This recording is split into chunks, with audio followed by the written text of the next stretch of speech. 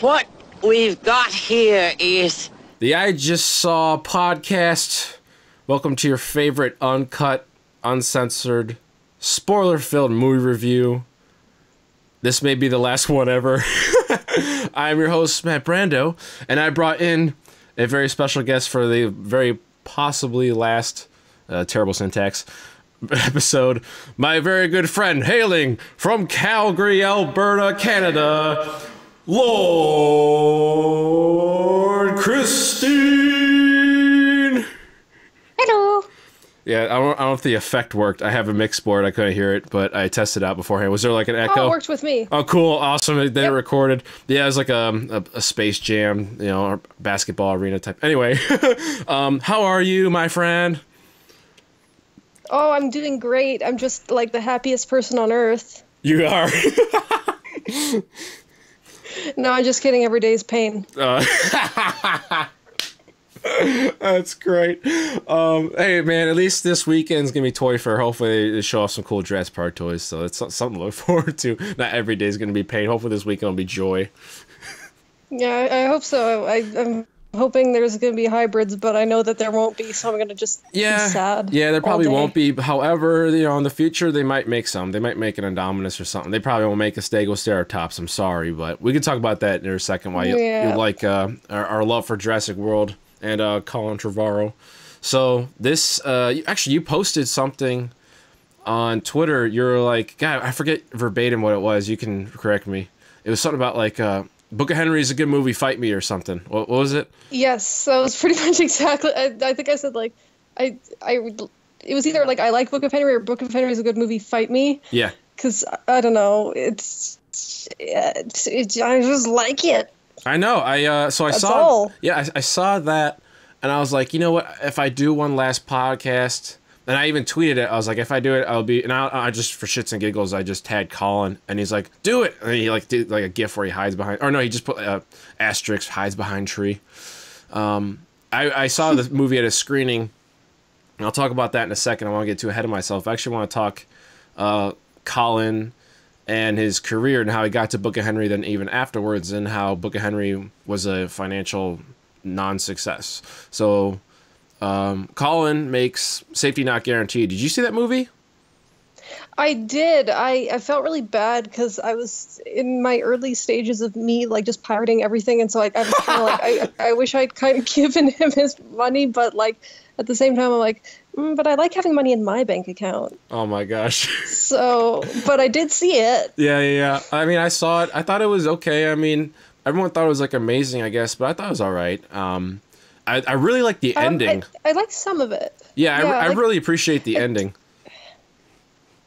That was that was the most memorable part to me in some of the little monologues and stuff. But a lot of it I don't remember that much, which is not a great sign. But that's true. I mean, it was fine. I liked it. Yeah, that's true.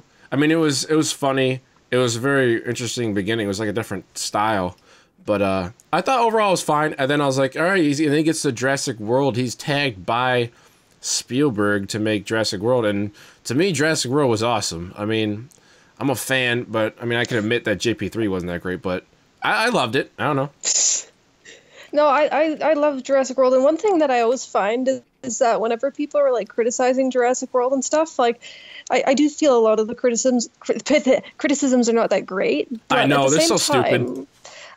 Like whenever somebody makes a genuine criticism and I sort of think about it and I think about Jurassic World, I'm like, yeah, I can kind of see where this is. But every time I actually like watch it, there's just that feeling of this being such a perfect Jurassic Park movie comes to me, and it just happens. No, it really is. I don't know how to explain. Yeah, it hits all those nostalgia notes for you. I don't even like care about the nostalgia so much. It's just like there's just something about it. It's like I don't know if there's some sort of psychological thing where my brain just like it hits some sort of nerve and I just go paralyzed into Jurassic Park, but that's what it does to me. So we both like the film, and then his next film is The Book of Henry. So I remember him like doing The Book of Henry, and then there's some poster or whatever, you saw a poster, and so I was like, all right, I'm definitely, because I love Jurassic World, I'm going to see his next project. And so how did you end up seeing the film? Well, I was looking forward to it for a little while because I was like, I went to see A Monster Calls, which is similar in the thing that like I am seeing this because it's someone who did. Yeah, someone who did Jurassic World thing. I'm going to see their other movies too, so that it looks like I know what I'm talking about. Right. So I kind of was doing that. I wasn't as diligent with seeing it as I was with A Monster Calls because it was sort of like a different time, and I didn't have like a special shirt made for it. Nice. I have a special Bayona shirt. I do. Yeah. I don't love him. have one for Colin though yet. Happy Valentine's Day, J.A. Eventually, maybe I will. But like I sort of was looking forward to it, and I don't remember exactly the context, but it was playing in a theater that I had like not gone to in like years and years. Like it's way out in the vast, like the shadowlands of the city, and so I went there with my mom, and we both saw it, and we both liked it, and it was a good time. Yeah, it was very interesting because they did I think Focus Features was the distributor or whatever, and they did like a 5-city. They did like New York, Cleveland, Minnesota, maybe LA, and then maybe like a Utah or something. Or maybe it was Texas instead of Utah. But they just picked, 5 cities, and then I guess randomly like Colin was like traveling to those cities and like promoting the movie. And I was like, wow, okay. And then like my one friend, Chris, he got like an interview and I filmed it for him, Chris Duckman, and interviewed Colin, and I met Colin. I dressed up. I couldn't grow a mustache in time that looked good. We probably can't grow a mustache anyways. It looks good anyway. I cosplayed as Lowry, and I had like the Jurassic Park shirt that he wears, and I had like this crappy plaid shirt, and the glasses are close to what he wears that I wear. So I cosplayed as Lowry, but Colin didn't say anything. But I met him again later when Chris Likes Dinos, our Twitter friend, he actually drove up from Pittsburgh, and I had passes to see Book of Henry, and Colin was going to be there for like a Q&A after the film and stuff. And so he was at the beginning, like introing the film type of deal, and afterwards he signed my Jurassic World 3D Blu-ray, and I got a photo with him, and I filmed for Jurassic Outpost their little like video with Colin and Chris like plugging the film, like, hey Jurassic fans, like pretty much, hey, support me in this film, that'd be cool. And I felt like maybe our Jurassic family should have supported more, because the movie ended up making $4.4 million on a $10 million budget, and I don't know if it was a domino effect, but apparently this is enough ammo for these asshole Star Wars fans, I'm just gonna say it, that they're like, oh, I don't like Colin Trevorrow for episode 9. And then, like, Colin, I don't know if it was because of that, but, like, Colin was, unfortunately, fired from his dream job, essentially, of Star Wars 9. And then it came out that, like, oh, Colin's, his ego's huge, and, what was that? I'm trying to remember verbatim-wise what the hell they were saying. There was a report that said, like, he's just really, really confident. I'm like, I'm confident. Who cares? I don't get it. Yeah, that's one thing is sort of the speculation about what goes on in these people's lives and what they're like. I feel like when there's a business thing happening, like when you get let go from a project, to say that it was like an ego thing. Like with some directors, I can kind of see that, but when it's like just sort of someone who's around, like I feel like that would be really, really damaging, just to sort of have someone, speculate about your personality just because like something like that fell through. Yeah, that kind of sucks. I mean, when I met him, he was so cool, man. He was chill. I mean, the dude's from Oakland. It's not like he's from like a prissy place. I mean, I don't know. He seemed really cool with me, and I met him, like, I was with him twice during the day, and I don't know, he seemed all right to me. Like from what I've seen of him, he's pretty chill. Like, it's all the interviews and stuff. Like, he seems like a real cool dude. Like, you can. I don't drink, but you can have a beer with, type of situation. I don't know. Yeah, like, did you ever see the thing he said? Like, I told him that I accidentally punched his Lego self to death in the Lego Jurassic World. He's like, it's fine, I did the same thing. Oh my God, adorable. I'm so sorry, I have to apologize. I don't think I ever said this, but you asked me to ask him, does he have any children that are scarves? I totally forgot to ask him. Oh my God, did I? Oh God. Yeah, you're like, can you ask him if he has? I was like, okay, I'll try to remember. But it was so hectic and crazy. Like, so many people were trying to get him to sign things and take photos and stuff. Oh, that's fine. I'm glad you didn't ask him. I don't think I could that'd been so funny, though. Answer. Oh, but before we go into the film, I have to remember, and people can steal this, I don't care, that when I filmed for the Jurassic Outpost video, I literally had 4%, maybe less battery on my iPhone. So I have an iPhone, and Chris had like a Galaxy or whatever. It was a Samsung phone. And I was like, Colin, what do you want us to film with? And I had the iPhone and the Galaxy or whatever. And he goes, iPhone, better camera. So every time somebody says to me, Samsung phones are better, I'm like, the director of Jurassic World said that iPhones are better because they have better cameras. So suck it. I don't know, but they do. I was just at T-Mobile. I got a new iPhone because my other screen cracked because I'm an idiot. I dropped my knife on it, and I got a new iPhone. Hang on. Why were you in a situation where your knife was by your phone? Well, no, I have. Okay, so when I travel, I take a knife just cause. And so it was at Christmas in Indiana. I traveled to my mom's. And okay, not even like a kitchen knife then. This is really interesting now. Yeah, well, it's like, a steel knife. It's a foldable. It's not like a switchblade or anything. I think those are legal anyway, but it's just a foldable knife. It's like a steel case. It's actually like Stone Cold Steve Austin's brand. It's like $140, but I got it on eBay for like 70.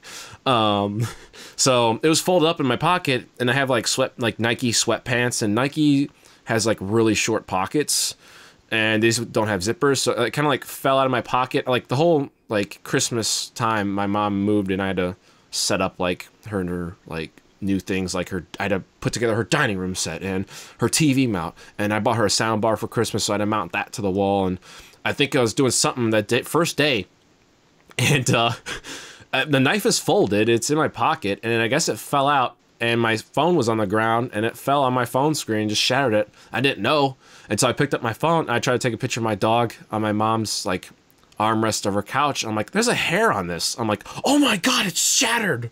And so that sucks. But I was in the T-Mobile store, and I was like, you know what?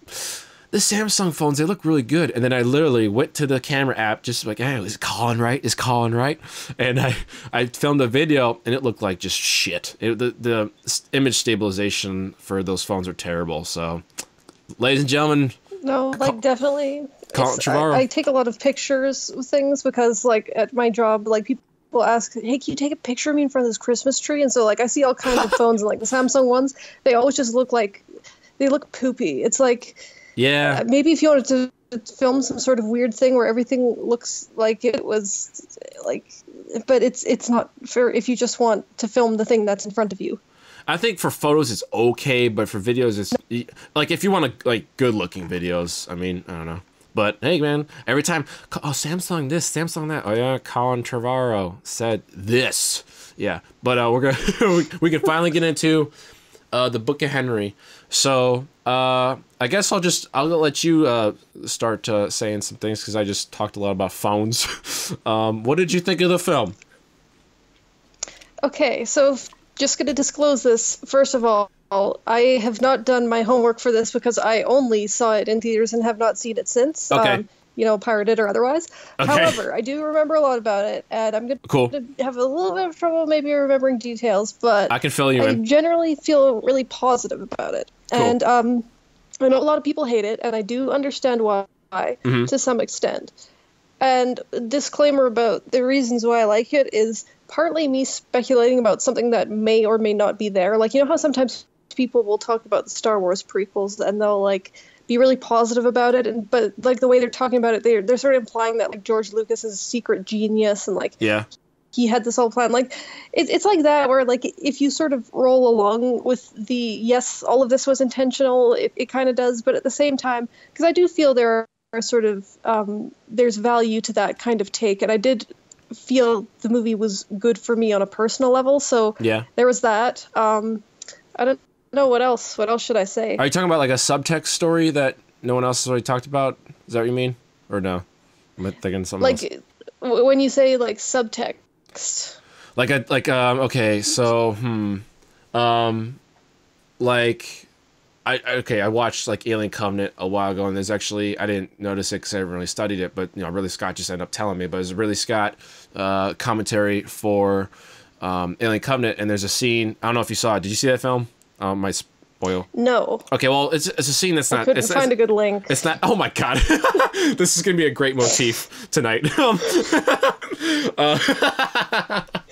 Only fools pay for things. Oh god. Meanwhile, I bought the 4K movie version of it. But I watched the director's cut of it, and there's a scene where two characters talk to one another. They're robots, and they're pretty much just doing like a really easy thing where one robot who's been there in this area for a while teaches this other robot how to play the flute, or a version of this instrument. And it's kind of like just a gaining trust like scene. Like, and he's trying to switch him over to his plan. But the subtext was, because they're both robots, and the one robot is evil, and this is really Scott saying this in the director's commentary, that he was actually talking about like taking over like the world. I was like, holy shit, I didn't even think about that. So like that's what I mean by subtext. Like there's like a layered story that's not necessarily like the on point or on character themes. They're like in your face. Okay.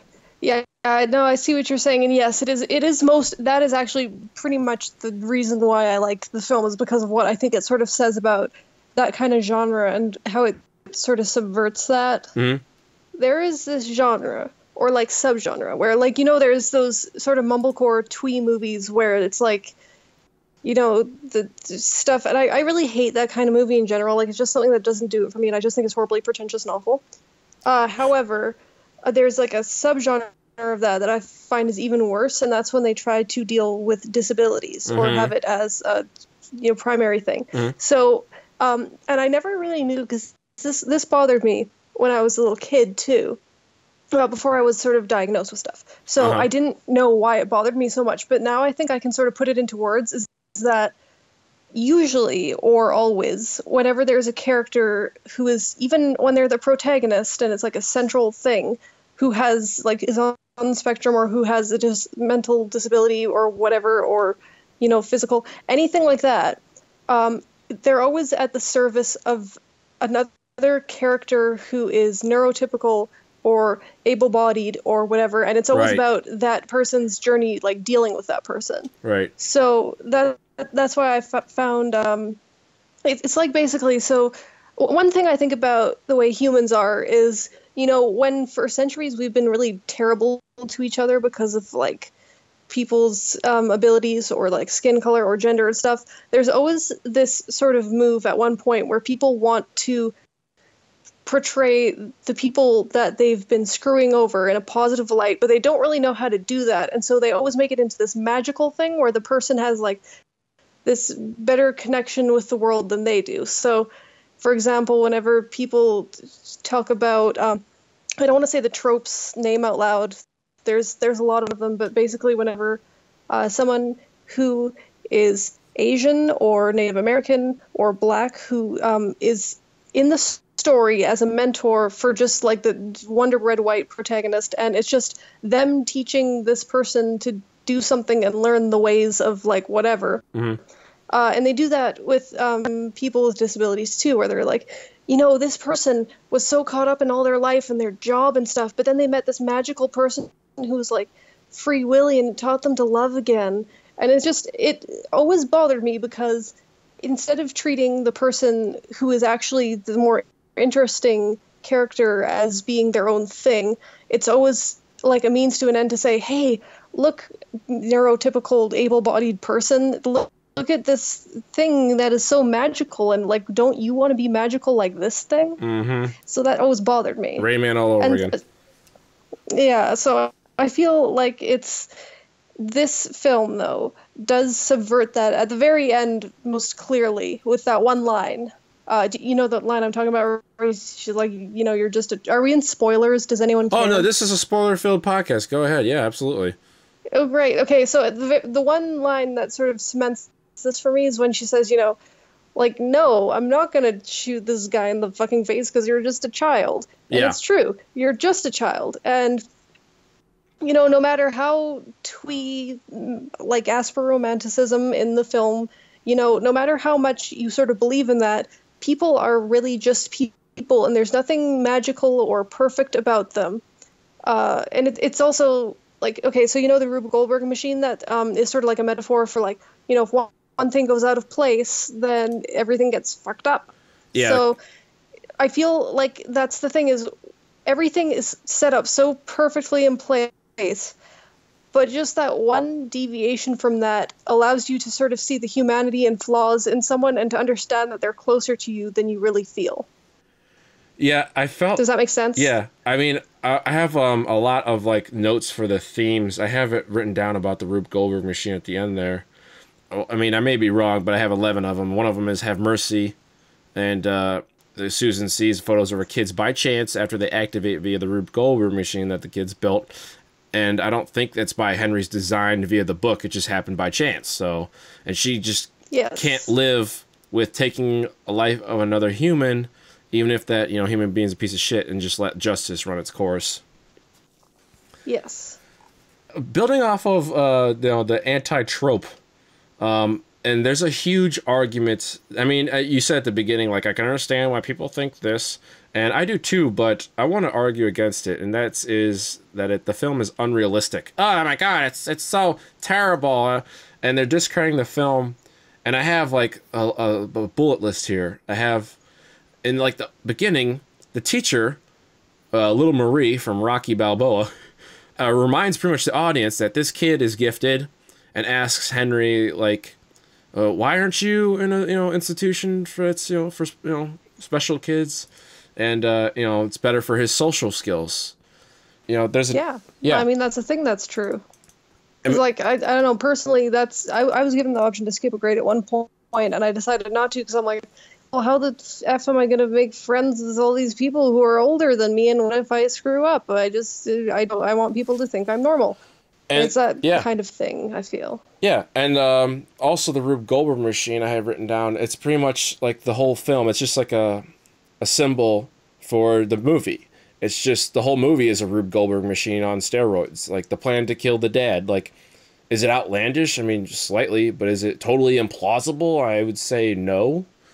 The only, like... Well, I think even if it isn't, even if it's not realistic, it's not a detriment that it isn't, because I think it's more like sort of the emotional poignancy of it. Sorry, I can't say that word today. Poignancy. There we go. You got it. It's close enough.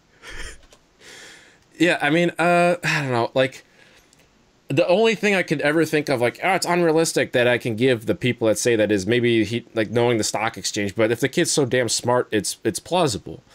And I have written down here that, like, this is a world, like a new world, like, of film. Like, I just saw on Netflix, the Cloverfield paradox. Does that mean there's a Cloverfield monster when I look outside? No. Like, it may not be 100% accurate representation of our world. Like, I don't understand, I have written down here, why the Book of Henry doesn't get a pass, but we give a pass to Captain America Winter Soldier. Because in that film... Steve Rogers is thrown off the I-90 bridge, lands into a bus, he gets up unscathed, and he continues to fight his enemy.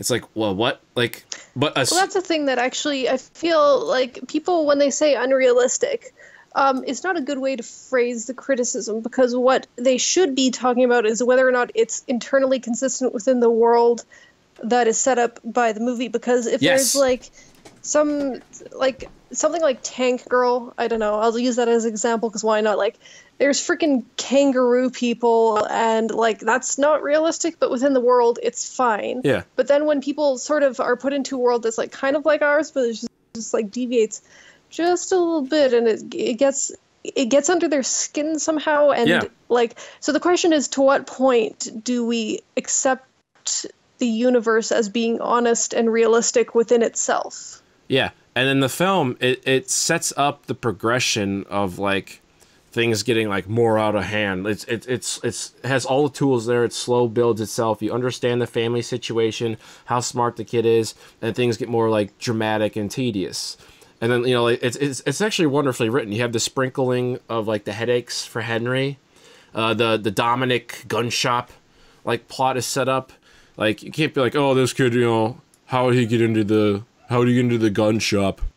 Mm-hmm. One thing that really bothers me, though, about this movie in particular when people criticize how it's unrealistic, is that the things that they're criticizing for being unrealistic are actually, sadly, a lot realistic. So one of the things that people criticized in particular that really got under my skin is how nobody does anything about the father of the girl, because like it's like people know about it to some degree, but they can't find proof of that. Like, I feel like that is, to say that that is unrealistic, that nobody would do anything about, is really actually offensive to like people who've been through that kind of situation, who know that like a lot of times it really doesn't get solved, and like, because that shit is complicated, and like it is, you know. Yeah. And so I feel like that's borderline, like it's definitely ignorant, at least on the part of those people. And like, sure, not all cases are like that. Sometimes things get nipped in the bud,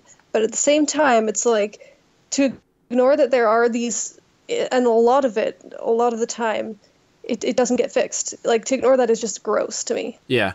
Now, I don't have this written in my notes, but I'll ask you a question. Like, I didn't see, you know, the dark turn of the film coming at all. Did you? Like, before the big scene of Henry seeing it? Oh, well, I actually did read the plot summary before I went to see the movie. Okay. Because I, like, not full plot summary, I just sort of knew a few details, but I didn't expect it to come in the way that it did. Yeah, it was very artsy and not, like, too in your face, and it made you really feel for Kristine. Or Christina, what's her name? Yeah, look. Christina, my bad. Yeah, Christina. Yeah, I think it was sort of tastefully done, and yeah, like, that was pretty disturbing still to see in like a movie. Like, even though everything was off screen, it was like the implications were just so like ass clenchingly awful.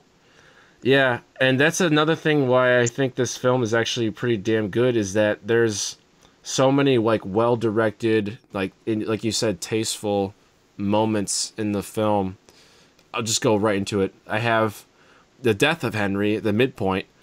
And by the way, this film, it like is kind of weird because, you know, if you studied screenwriting, you know that there's certain beats of, you know, you have to hit, you know, this minute mark, that minute mark, and the midpoint, and then this, and then it didn't feel like the story hit the beats, because like when Hank, which Sarah Silverman calls him, when he freaking dies in his mom's arms, and then the camera like moves out, I'm like, holy shit, that's so hard, like that's so heavy. Yeah, it's actually, it's like, it's not a 3-act structure exactly, but it somewhat follows the 3-act structure. But I would argue that, from what I remember, for the majority of the first half, Henry is the protagonist, but then it switches to his mother, which, like, she was present throughout the first part of the film a lot, but I don't feel like she was the protagonist. I would have to watch it again to sort of get a better feel for that. Right. But it is kind of interesting to halfway through just like switch it up like that. Yeah, it's like kind of a psycho, like it's a Hitchcock type situation. But that plays. Oh yeah, no, yeah, that's a good example. Yeah.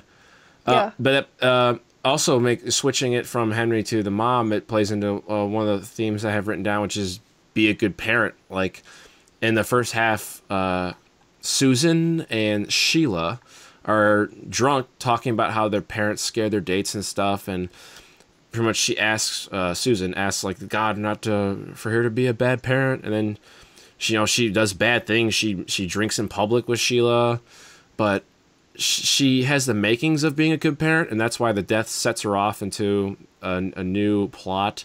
Like, she sings a song to the kids at bedtime about like never letting their kids' hands go, and she does like children's book writing. So at the end, she arcs, and her last book is about a flower who dies, and then everything falls off and goes into the ground, so the soil could be rich and the whole garden could grow. And I'm thinking that's a symbol for the flower being Henry, teaching Susan how to be a good parent. Yeah. Back to the midpoint. It was like, honestly, one of the most powerful scenes. I saw it in the cinemas, and then I watched it again. I rented it from the library, and it was still powerful as hell. And it's just like, it was so emotional. And I'm not a mom, but I couldn't imagine being a mom like Susan in that situation. Like, no parent should have to bury their child, and it just shows the film. It hits the beats, but you don't expect like what's gonna happen next. Like I can only think of one other filmmaker. No, it's. Go ahead. Sorry, go ahead. Okay, real quick. I can only think of one other filmmaker that does that, and it's Chris Nolan. So, what were we gonna say? Oh, I would say I can sort of see. Well, I guess maybe not. No, I guess that's partly right. I thought you were gonna say something like Hodorowski or something, or like. I don't want to say Tarkovsky because that's a little bit different. A lot of skis. Yeah, but I don't think I recognize any of these names you're saying. Okay, it's just because I'm a pretentious asshole. It's fine. But yeah, no, I feel like it's definitely because it's refreshing too. Because seeing a lot of films when you sort of know where everything is going approximately, like it does get boring after a while. And I went to see Coco, and it was a fine movie, but every single twist and thing, like, it was telegraphed from a mile away, and you could sort of see it coming. Mm-hmm. Whereas in, like, Book of Henry, like, some things are telegraphed, like his sickness and stuff, and you do know where that is going. But at the same time, the way the plot progresses, it's not what you expect, and you're just sort of, like, sitting there and staring at the screen with, like, your butt clenched, and it's great. Yeah. The film is like a super dark subject matter, but at the same time, like Colin juggles, and I was talking about the tonal change, the tonal shifts. It's very light at times because there's sporadic comedy bits like here and there, mostly with like Susan, but almost all of them involve Henry, and it was definitely needed for a film, like even like the dramatic climax with there's like the little kid from Bad Grandpa or whatever. Is Jackson Nickel. He plays Morris. He does like A, B, C. He like burps like the alphabet. But like you have this like very tense climax and some real shit's about to go down. But at that, even then, you're some levity there. It's like, oh, because it's a hard ordeal to relieve that tension. And I don't know, the whole tonal shift thing I think is BS because life is all about tonal shifts. Like, you may have a great start to the day. I think it's just that kind of movie, though. Like, I mean, it's just a movie where there's just, like, so many things at once. And, like, I wouldn't really call it a dark comedy, but that's the closest I can come because I have no idea what the hell it is, but it's amazing. Yeah, it's a bunch of... it's definitely genre masher. But I don't know. I don't get it. I don't get why... like, you can have a great day, and then you can have a shit night, or you can have a great... or a shitty morning, and then like at night it's great. It's just like, I don't know. Yeah, what I really sort of feel about that is a lot of people, when they talk about tonal clashes done quote unquote right, it's really bad. Okay, so one example is, I'm not going to be able to pronounce the name of it right, but there's an anime where there's, and I guess I'm going to do spoilers because if anyone wants to see it ever, I'm not even going to give you the name. It's fine. Everybody knows what I'm talking about if I'm saying it already. Okay. But there's, around the third episode, there's this huge shift. But the thing is that it's telegraphed from a mile away in such a thing, like where one character is just being so freaking happy and saying, my life is perfect now that you're here and we can have a fun future together and we're going to have so much fun in the future that we are going to have. And then, she gets her head freaking bitten off. So, like, nice. It's so obvious. Like, when it's sort of more, because I feel like in Book of Henry, when there's sort of these tonal shifts, it's not like it's telegraphing that there is going to be a shift. So I feel like that's fine. I think it actually... It's more exciting anyway. Yeah. Well, one of them really works out so well. It's totally jarring. It's actually one of the scariest things I've seen, like, not in a horror film. It's when Jacob Tremblay's character Peter's just like, it's like, a night shot and like Susan sleeping. It's just like Jacob Tremblay screaming, "Mom, Mom," and just like, holy shit, what's going on? And then like you see Henry like seizuring on the floor, and I'm like, oh my god, like this kid could be gone, and it's completely terrifying. That's a tonal shift because right before that it tucked him in the bed and he was fine, but that was one of the scariest things I've seen. I'm like, whatever. No, yeah, no, that feeling of helplessness when someone is having sort of like, and you don't really know what to do, that's just like terrifying to me.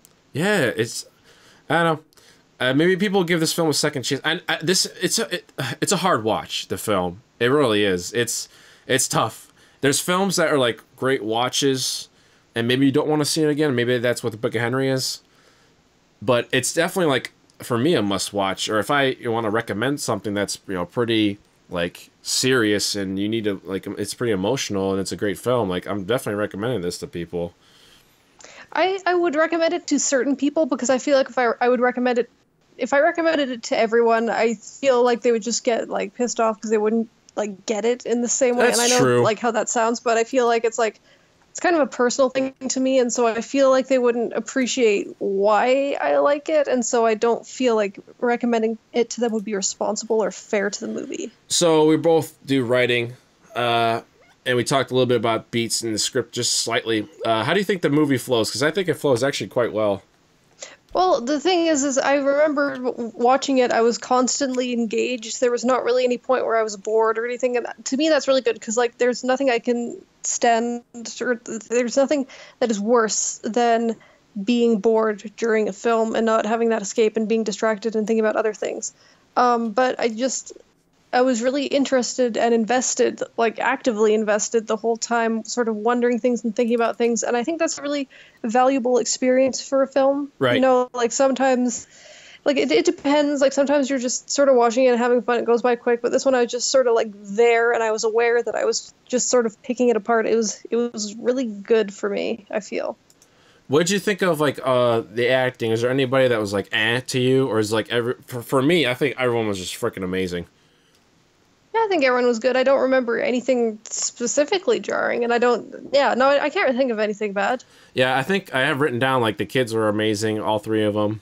Apparently, the little girl, Maddie Ziegler, she's never acted before. Apparently, she's like a dancer or whatever, and she does her dance at the end in the climax, which shows off to the principal that hey, because it's again script. It's wonderfully set up because Henry sees Christina like not eat her donut, I believe, and he storms out and he goes to Principal Wilder, I've written down, and he complains that like, hey, what do you need here? And then Principal Wilder's like, whatever. And then at that climax, she's doing her dance, and Principal Wilder's watching, and you can see that Christina is crying, and then the principal is crying, and she knows, and then it sets up for Glenn to get arrested, and he never gets arrested. Ends up blowing his brains out. Now, once again, tastefully done, because it's shot from, I believe, the carpenter's house, and it just like dollies out, and you just hear, and then you see the light flash. Yes. I was wondering, because I sort of knew that was the way that scene was going to go, and I was kind of wondering what kind of shot they were going to do to show that, like, as it was happening, and I thought it was pretty good. Here's like, I have like just maybe one or two criticisms, and one of them is like that very end, or the resolution with Glenn and Susan. Like, Glenn is this police guy, he's a police commissioner, and I understand like Susan like arcing his character, not killing, Glenn. But then, like, Glenn shows up, I'm like, oh, shit, he might, like, try to choke her or something. But I'm thinking to myself, like, would Glenn really walk away? Or would Glenn, like, try to physically harm Susan? And I was thinking maybe because the producers or something didn't want that dark... I mean, it's a dark film anyway, but maybe they didn't want it to be, like, that violent. I don't know. It's like, she has, like, the gun. Like, she has, like, that sniper rifle with her, and she just plants it, like... on the outside, rested on the wood of the treehouse or whatever, and I'm thinking to myself, like, why wouldn't Glenn try to like attack her and like claim that physical or self-defense?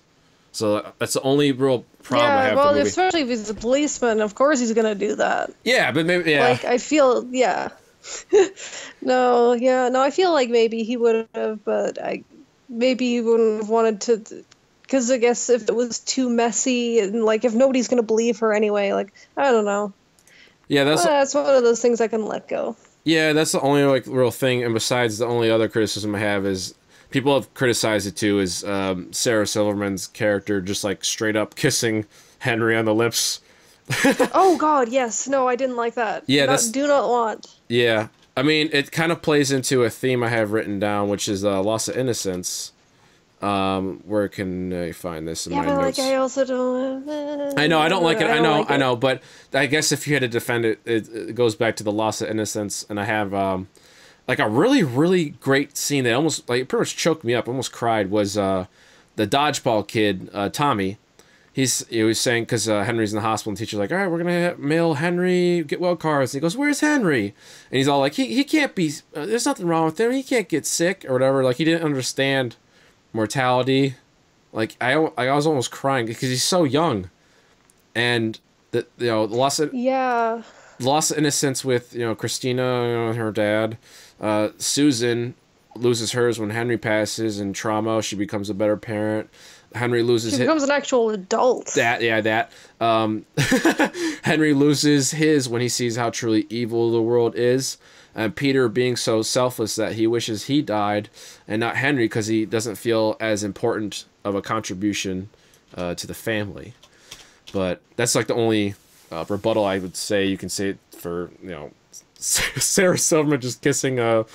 I would say that's accurate, but I would still not defend that creative choice. Yeah. Because it was just too much, too weird. Yeah. And that's like from this movie, so that's a good barometer for like, no, that was just too weird. Yeah. What else could I say? Unless you want to switch into a different topic, go ahead. Oh, okay. Well, I guess. Oh, what should I talk about? I was gonna say, I've seen a couple of reviews of Book of Henry online. Actually, they were by the same guy. One of them I didn't make it through because I remembered his first review and how he got like so much like wrong, like not just like wrong thematically and wrong factually, which really bothered me because it was really obvious stuff, and it was like, and some of the most obvious symbolism things, like he made so many mistakes in it. But one of the ones that bothered me is that he said at the very end when the mother calls the girl Butterfly, he's like, it's symbolizing that Henry's been reborn into her. And I'm like, no, that's not at all what it symbolizes. No. It's because she recovered from her own thing. Yeah. There's nothing about like that. I don't know why you'd even get. Okay, and the funniest part is that he said, at the scene where the kid makes snow fly out of the thingy, mm-hmm. like he said that was supposed to be Henry's ashes. Either I don't know if he meant metaphorically or literally, but that was like wrong in two ways. No, whether it was both metaphorically and literally, that is not the case, because it was very clearly referencing that one scene where there was like snow and he was putting on a show for his brother. Like, that's literally just what it was. Yeah. And like, if you wanted to read ashes into it, but it's just so weird that he did, because like, why would your mind go there? Because that's not like, there was nothing to sort of support that textually. Oh my you know what I mean? God, ashes! I actually have written down, the very climax of Peter making Henry reappear, and it's just the shredded flying paper, which appears to be snow, and I think the snow is an allegory for happiness because the people are cheering, and snow usually comes around Christmas time, so there's a cheerful joy to that, and I have that written down as a theme where, like, don't take your life for granted and appreciate what you have, aka the pursuit of happiness. So ashes. I was gonna say it was probably the snow is more of a symbol of like both sort of mortality and also of individuality, because snowflakes, they're all different. They're not actually all different, that's a lie, but and they're close, like, because there's a lot of different obviously ones. Snow, it melts and then everyone's sad, and like there's some really obvious snow symbolism that already exists within the world around this film, so there's that.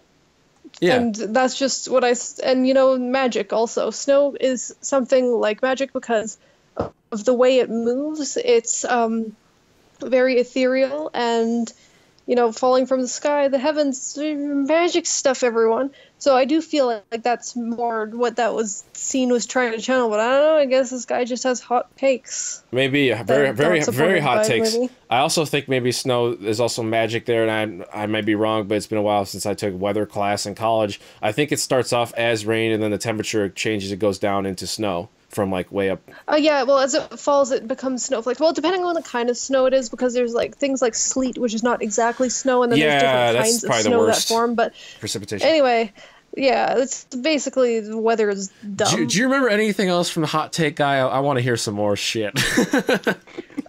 He called a dinosaur a frog, or either that, or called a frog a dinosaur, and it was really bad. He got so many things wrong. Wow. Oh, at the end, he said, he's like, why would the police know to come to his house if he had only just killed himself, like, as they were coming or something? But, like, the reason is because the principal called them. Like, that happened in the movie. I'm not sure how he missed that. There's a line. He's like, yeah, Glenn, like, she's, like, literally... Glenn picks up the phone, and he's like, hello? And he's like, yeah, we got a call from the principal, and we're gonna have to do an investigation, Glenn. What? And then then he blows his brains out. It's like, oh. Yeah, like it was like I'm not sure how he missed such obvious things. And then he talked about, like, he got a lot of this symbolism, I think, just wrong. Like, and I know symbolism, you can't really say it's wrong or right because it's in the eye of the beholder. But at the same time, I know he just did get it wrong. Like, because there's certain things where it's like the things that he was saying were not supported by stuff within the movie itself. Like that ashes thing. Oh, that was so cringy. I'm like, I'm not sure how you would ever come to that conclusion unless, because why? That's, I don't even know what to compare it to because it's such a weird jump. It is. You know what I mean? It is really weird. Like come on, I'm assuming also like it should be kind of really funny if it meant like a literal, like those are actually his ashes. Like, that's what I was wondering, because when I was thinking about his video, and I wasn't sure if he meant it's metaphorically supposed to be the ashes, or like he's like, it's literally supposed to be the ashes, because he brought up the fact that Henry was never buried.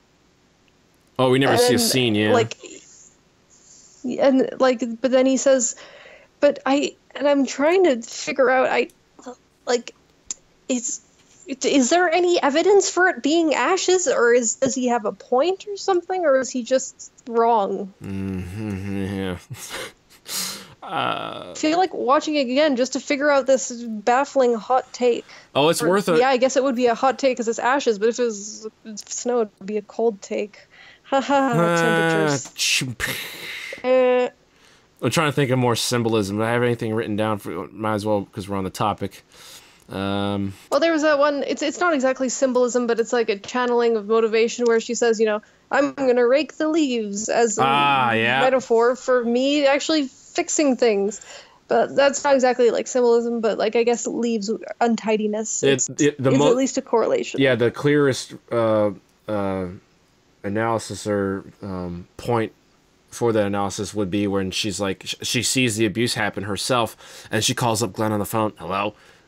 Glenn, Susan, I'm gonna take care of those leaves, yeah. I'm gonna take care of them. And then she hangs up. I'm like, yeah, you're gonna take care of those leaves, girl. You're gonna kill that guy. Yeah. But that should be a new euphemism for murdering someone. It's just, I'm gonna, like, rake my leaves. Yeah, I'm gonna rake my leaves. Rake his own leaves. Yeah. Rake the leaves of my freaking neighbor. Maybe, I didn't really think about it. I didn't analyze it. The metal. Do you think the metal could have stood for anything or no? Because it breaks with Peter getting bullied at school, and then Christina gives Henry. Well, he gives Peter to Henry to Peter her ballet medal. I haven't really thought about that, but besides of a theme. Well, I imagine it would probably be because the kid's character arc is knowing that he's worth something. True. Or that he's not just like in the shadow of, it's like he's like that he has value on his own. So yeah. Well, actually, one of my favorite scenes is with Lee Pace, who plays Dr. David Daniels, who is freaking amazing in a very small role.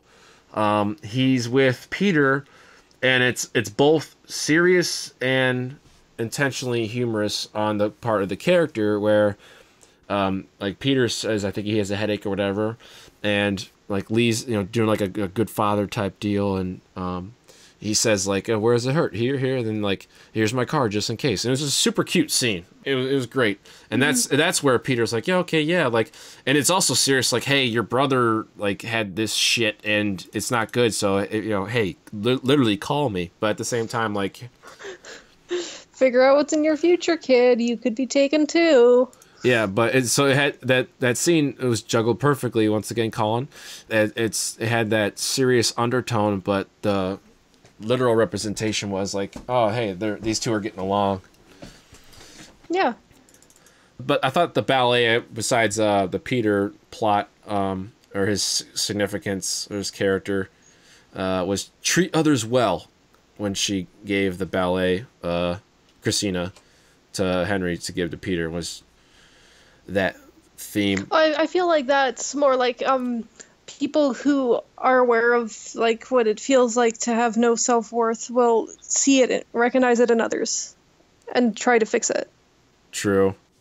I haven't really thought about it, but like, I guess it doesn't matter, but we really don't know much about like the parents that are not in the film. Like, there's a line from the SNL guy's name is Bobby Moynihan. He plays John. He's Susan's boss at the diner. There's like a line that says like, thank God for the alimony. I was like, okay, I understand where the dad is now. He's not there. He's divorced, I guess. And then there's a line, I guess, because that wasn't Glenn wasn't Christina's real dad. It was her stepdad. And then I guess the mom, apparently there's a line somewhere, I think Glenn says with Susan, that the mom passed away. So I don't know what kind of, I'm assuming, negative effect this has on both families.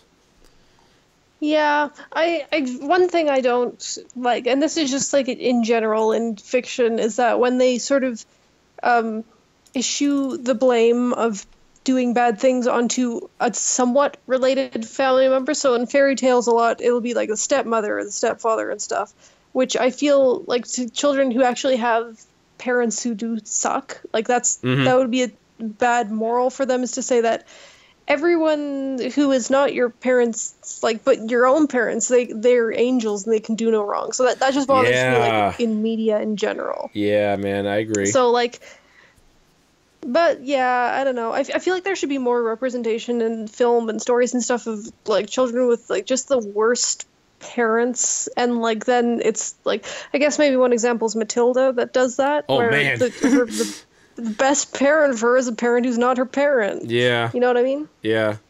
Oh, that's a good film. I haven't seen that in a while. I used to watch it all the time as a kid. Moby what? Oh, man, so good. Speaking of parents, have you seen the musical? No. It's a musical? Oh, you should see the musical. Oh, I'm not into musicals at all, and I would totally watch that. I would totally get it. Great. So we're on topic of parents. I'll talk about Susan. And I felt like her post recovery or whatever was really realistic. Like, she was like kind of going mad. Like, my favorite scene of this was her day back at the diner, and like one of the chicks, like a customer, was like complaining about her drink, and then she just like picks up and starts drinking it. Like, she almost drinks like half of it. Yeah, I think it's diet or whatever she says, and then she like leaves, and then like John's like, yo, you can't be here, and then like Sarah Silverman comes out, and like it was a wonderfully constructed scene. It was like very realistic, and it was very heartwarming.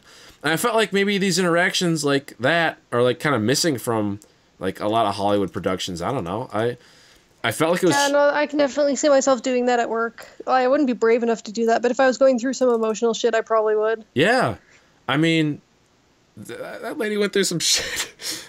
I don't know about you, but like I said, I choked up during that one scene with Tommy.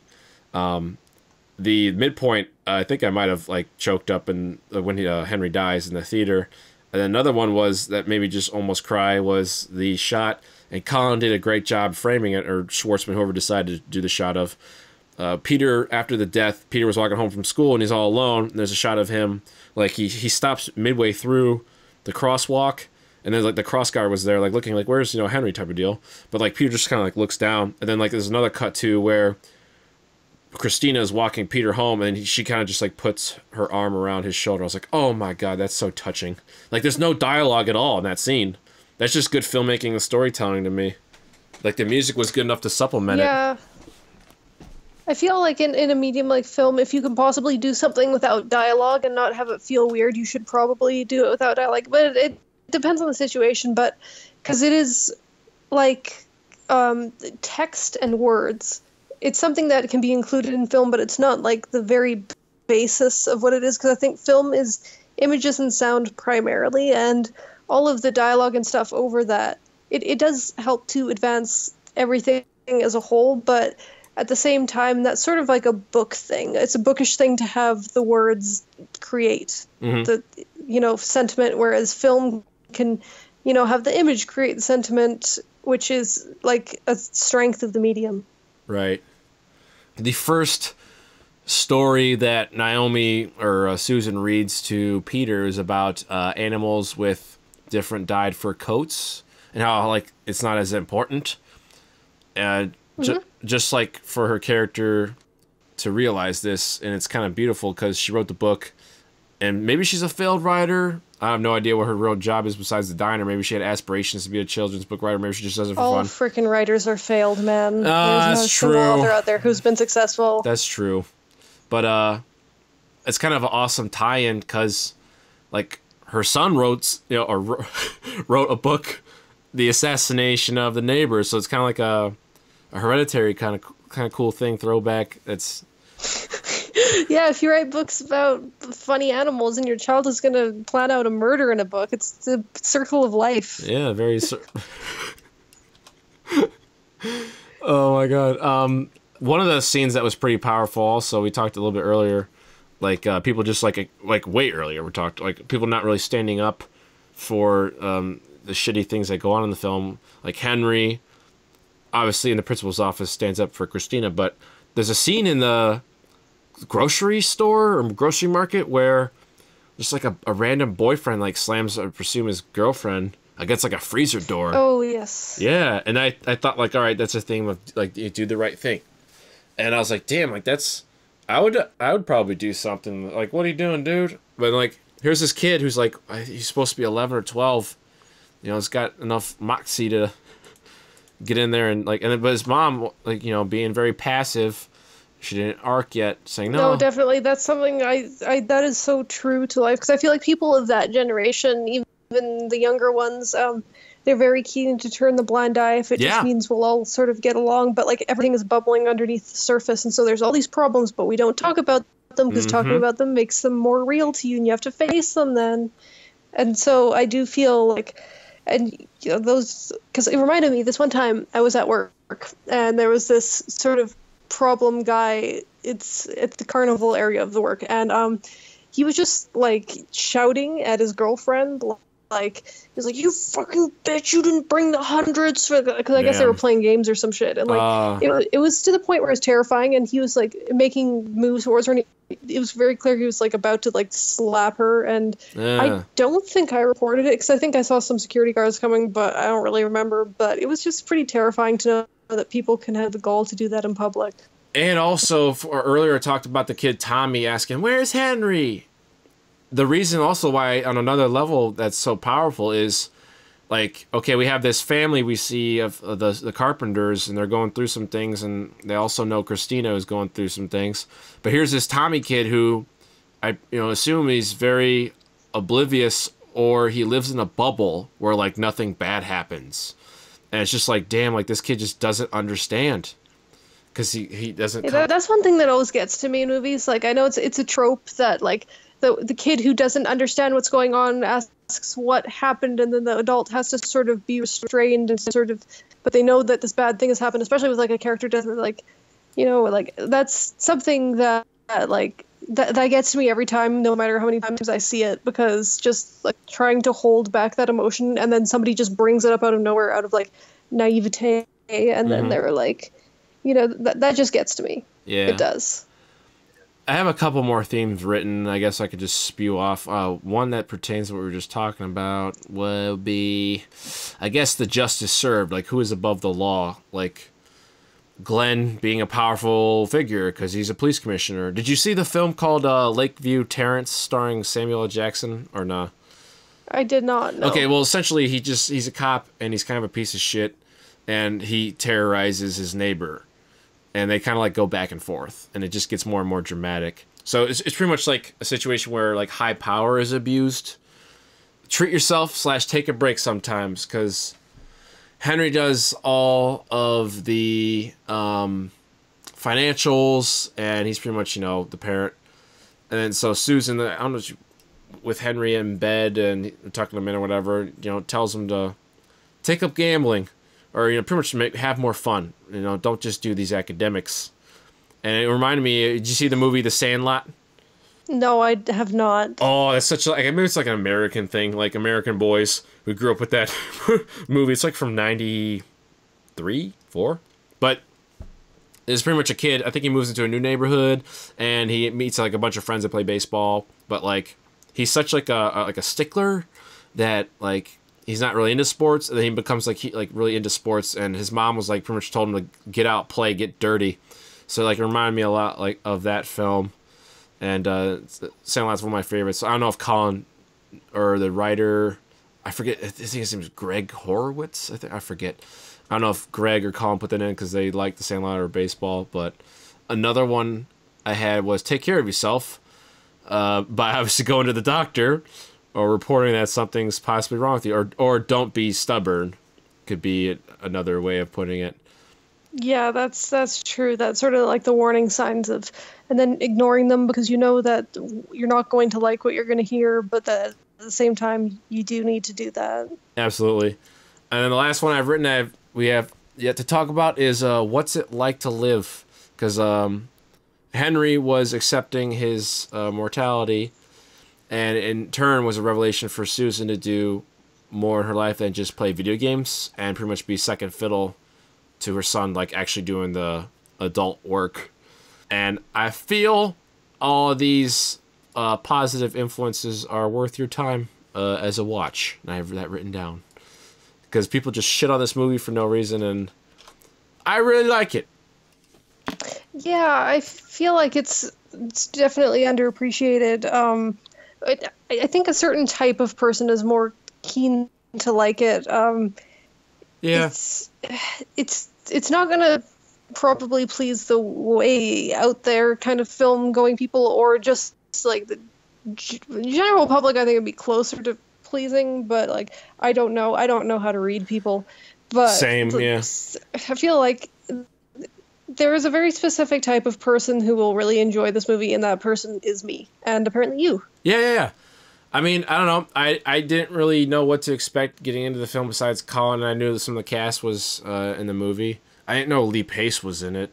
And I was surprised like how like Maddie Ziegler was fantastic, and it was a very dark film, but it was managed wonderfully by Colin. I'll just keep saying it because it's a motif, and I thought the climax, I mean, I love Jurassic World, but I think that's probably Colin's best work, was that cutting back and forth, the dance, and then...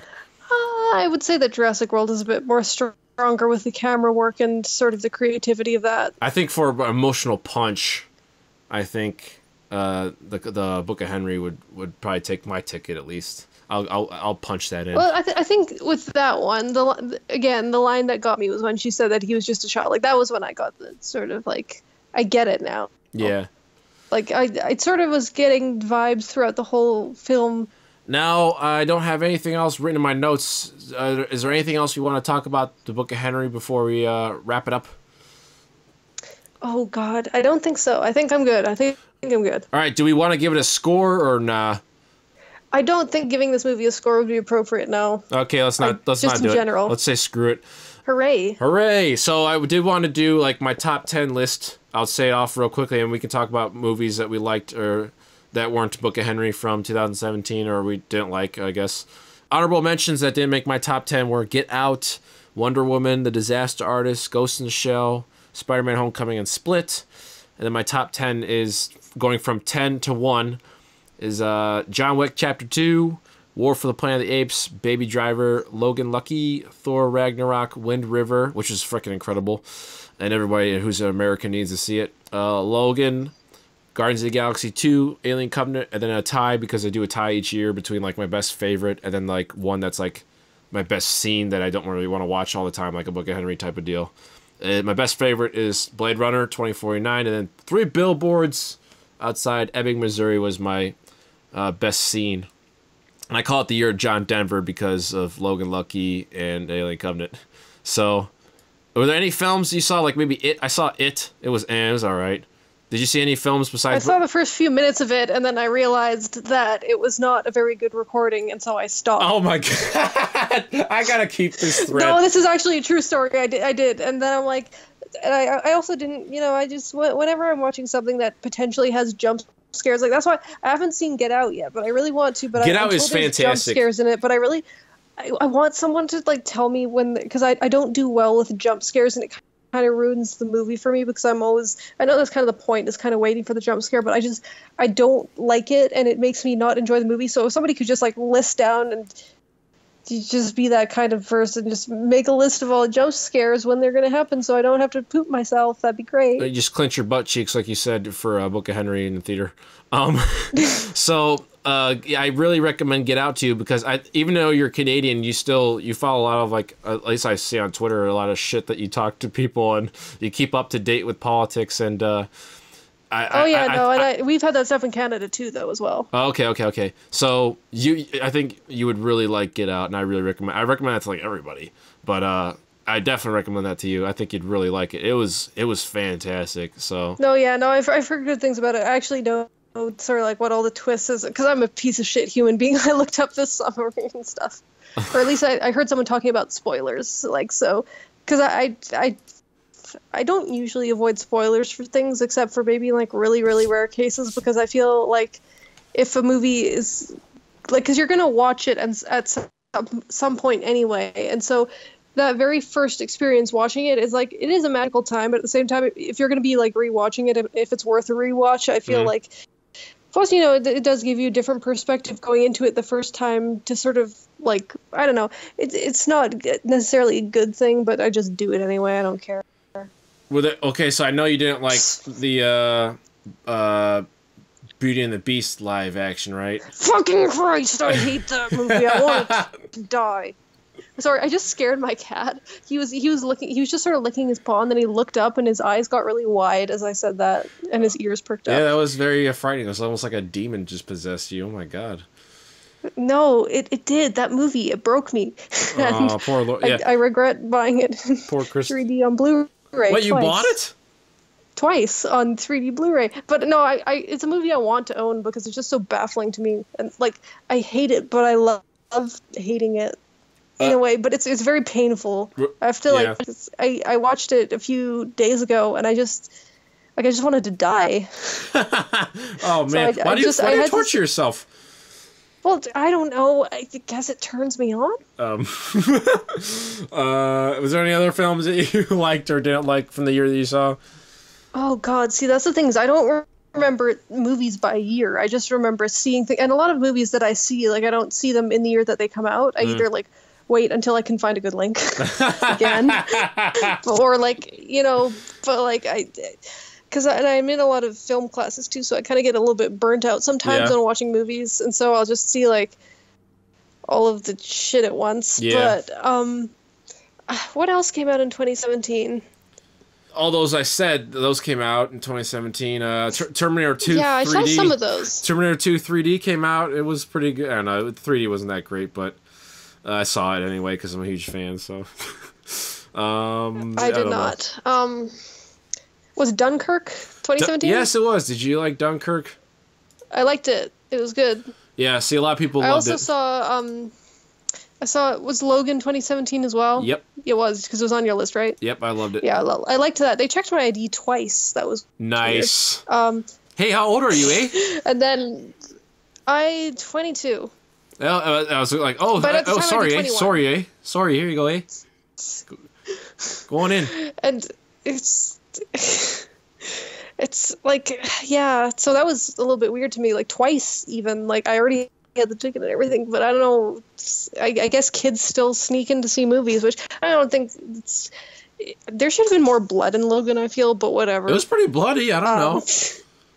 It was, but I feel like the injuries that were presented in there, it felt like there was not enough blood for what they were, which is just like a realism thing, not like okay, I got you. Like me craving blood thing. I just think there's more blood in humans than that. I think, I have a different perspective coming from, I've seen like all the X-Men films and I love pretty much almost all of them. There's some duds, but they're all PG-13. Yeah. This was the first rated R one, so seeing that shit happen, I was like, whoa, it's kind of cool. No, that was good, but I just feel like there could have been more, but I guess maybe this is asking a bit much. But yeah. I also saw Blade Runner 2049. Yes. That was, I liked it. Then I liked a lot of stuff in it, but I do feel like there's a lot of walking in there, a lot of walking up to things and looking at things. Now, have you seen the original film from the 80s or no? No, I was going to. I know I keep saying this, but it's true. I couldn't find a good link. You would understand why everything was so like slow paced, because in the original Blade Runner film, it's a slow movie and it's very atmospheric. Yeah. So that's what. But at the same time, like I understand what they were going for, but that's just not my kind of thing. But I do appreciate it. Yeah. What else? What was on your list? Go through them. I'll say if I've seen any of them. Shit! I just closed down the doc. Hold on. Wind River, Guardians of the Galaxy 2. Oh yeah, that was great. I loved it. Yeah. Did you see Thor Ragnarok? Yeah, I actually just saw it a few days ago on the airplane. Yeah, it's got Goldblum in it, man, and it has, spoiler alert, Sam Neill. So there's some good stuff in there. I loved it. I gave it like a 9. It was freaking incredible. 3 Billboards Outside Ebbing, Missouri. You probably love that. That's kind of like a Get Out type of deal, but a little bit different, like political wise for the themes. Logan Lucky was awesome. Baby Driver was awesome. I was trying to find that one too. I don't think I ever looked up for a link though, because I never got around to it. But it's on my list. I have a huge list of films I want to see. Nice. The War for the Planet of the Apes, and then John Wick Chapter 2. I haven't gotten through the second one yet. I finally watched the first one. The first one's amazing. But I keep the freaking titles of those movies. Okay, they're like totally all wrong. Because what does it start? Is Dawn or Rise first? I think Dawn is, and then it's Rise, and then it's War. Yeah, those just this is why I kind of miss when movies just had like 1, 2, and 3. Because even though it's a little bit cheaper, but it's just easier to follow that way. But like I don't know, I guess I could Google it, which I did a couple times, but then I didn't really see whatever. But anyway, point is I didn't see that, so that was it. Oh, was the Lego Ninjago movie? Was that? That was 2017? Yeah. I did see that. It was the worst Lego movie. That's what I've heard. It was still good because Lego movies are great. Yeah, the Lego movie was like a fucking 10 out of 10, and Lego Batman was like the same but with Batman, so I didn't like it as much, but it was still good. I thought it was good if you're a Batman fan. Yeah, but I'm not like super into Batman. But I did get like Calendar Man. I get some of the references, which is good for me. Yeah. So my last one is for you. A question is Wonder Woman. So did you see that? Oh, I did see that, yes. And I was freaking... The only reason I saw that was because, like... So, on my list of movies that I have to see, there's a lot of stuff there. But one of the weird absences is that, like, there's not a lot of DC movies there. And the reason is because after seeing Suicide Squad and starting into Man of Steel, I'm like, no, I just can't. Like, I just can't do this. I don't blame you because Man of Steel's okay. Suicide Squad is just not good, but the studio messed with that one. I really want to see the original. It was just so boring to me, and I was looking forward to Suicide Squad when it first, like, because I'm like, wow, this looks like my kind of movie, and I watched it, I'm like, wow, this is not my kind of movie. Honestly, as like I don't know. As a writer's perspective, I really love Batman v Superman. So the theatrical cut, I believe, is better than the ultimate. So that's the only like one I'd recommend outside of Wonder Woman. Honestly, like Justice League was like a 6 out of 10. It was underwhelming. The only one I really fucking love is Batman v Superman.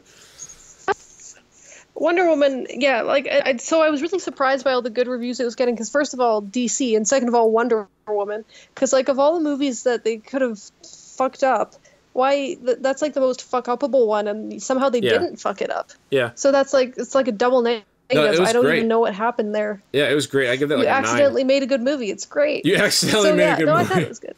Yeah. Well, how else do you explain it? Yeah, that's true. That's one way to put it. It's an anomaly. Well, just like. Go ahead. No, that's all I was going to say. It's just like how amazing it was that was the one that like actually was, above expectations of people. Yeah. Thank you very much, Lord Kristine, for joining me on this possibly last podcast review I just saw. If people want to talk to you or see you or view your art, where can they go? They can go on Twitter or fanfiction.net or DeviantArt or Swagbucks or Patreon or freaking whatever. I don't care. And what is your name? We can search you as. Is there an underscore in there or something? Or? It's It depends on which one it is, because some websites, but it's either Lord Space Kristine or Lord _ Kristine or Lord Smash Together Kristine. But yeah, it's definitely the coolest name on the internet. I mean, yes, my lord. Like, yeah, no, I mean, it definitely is. Lord Vader, there's nothing better than that. Lord Vader, Lord Kristine. I can't do an Empire voice. Whoever officer, Lord Vader, Lord Kristine. All right. Thanks, guys, for listening. I don't know if there'll be a next one. Okay, this only reason, the only way there'll be a next one is if Colin listens to this podcast and he says, make more. That's the only reason. I'll keep going. Make more and eat scarves. That'll be the initiative. Yeah. All right, guys. Thanks for listening. Bye. End of line. Good luck and congratulations on choosing Progress. Regretted to have the American ambassador expelled after the incident. The U.S. State Department responded quickly with a formal apology and announcement of the ambassador